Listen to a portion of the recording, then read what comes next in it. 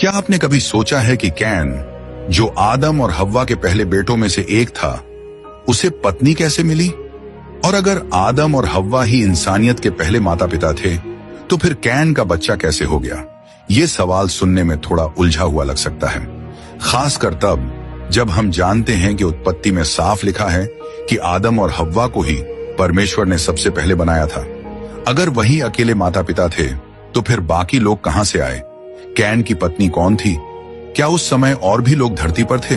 सदियों से ये सवाल बहुत से विद्वानों और विश्वास रखने वाले लोगों के मन में उठता आया है। लेकिन जब हम बाइबल को ध्यान से पढ़ते हैं और इस कहानी की गहराई में जाते हैं, तो कुछ बेहद दिलचस्प बातें सामने आने लगती हैं। क्या ऐसा हो सकता है कि हम बाइबल की कुछ बातों को ठीक से समझ नहीं पाए हों, या फिर कुछ ऐसे छोटे छोटे संकेत हों जो हमने कभी नोटिस ही नहीं किए? और फिर बात आती है आदम और हव्वा की उन बेटियों की, जिनका जिक्र ज्यादातर बाइबल में नहीं किया गया। ऐसा क्यों है? वो बेटियां कौन थीं? क्यों उन्हें भुला दिया गया? आइए इस रहस्य को साथ मिलकर समझते हैं। लेकिन पहले से बता दूं, ये आपको चौंका भी सकता है। तो जरा डिटेल में जाने से पहले, अगर आप भी इस सच्चाई को जानने के लिए बेचैन हैं, तो कमेंट में आमीन जरूर लिखिए। और हाँ, वीडियो को लाइक करना और चैनल को सब्सक्राइब करना मत भूलिए। मेरा यकीन मानिए, ये सफर आपको वहां ले जाएगा जहां आप कभी सोच भी नहीं सकते थे। तो चलिए इस अनकही कहानी को साथ मिलकर तलाशते हैं। कैन की पत्नी कौन थी, और आदम और हव्वा की वो बेटियां जिनका नाम शायद जमाने ने भुला दिया।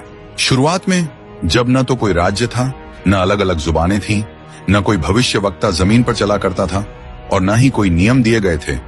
उस समय एक बाग था, और उस बाग में एक दिव्य सांस थी जिसने इंसान के पहले दिल की धड़कन को जगाया। आदम और हव्वा की रचना बाइबल की सबसे रहस्यमय और गहरी घटनाओं में से एक है। एक ऐसा पवित्र पल जब अनंत काल ने धरती को छू लिया और इंसान की कहानी की शुरुआत हुई।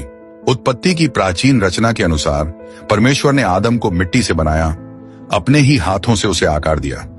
लेकिन आदम तब तक जीवित नहीं हुआ जब तक परमेश्वर ने अपनी सांस उसे नहीं दी।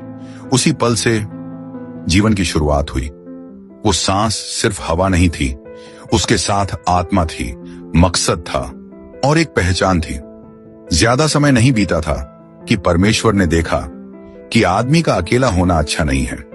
फिर एक रहस्यमयी पल में जब आदम गहरी नींद में था, परमेश्वर ने उसके शरीर से कुछ लिया, और इस बार मिट्टी से नहीं, बल्कि आदम की हड्डी और मांस से एक साथी को बनाया।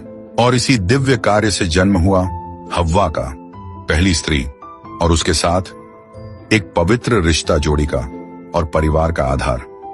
उन दोनों का रिश्ता सिर्फ पहला विवाह नहीं था, बल्कि इंसान और परमेश्वर के बीच पहली वाचा भी थी। एक ऐसा वादा जो आने वाली हर पवित्र कहानी की नींव बन गया। जरा सोचिए, किसी चीज को पहली बार महसूस करना कैसा रहा होगा?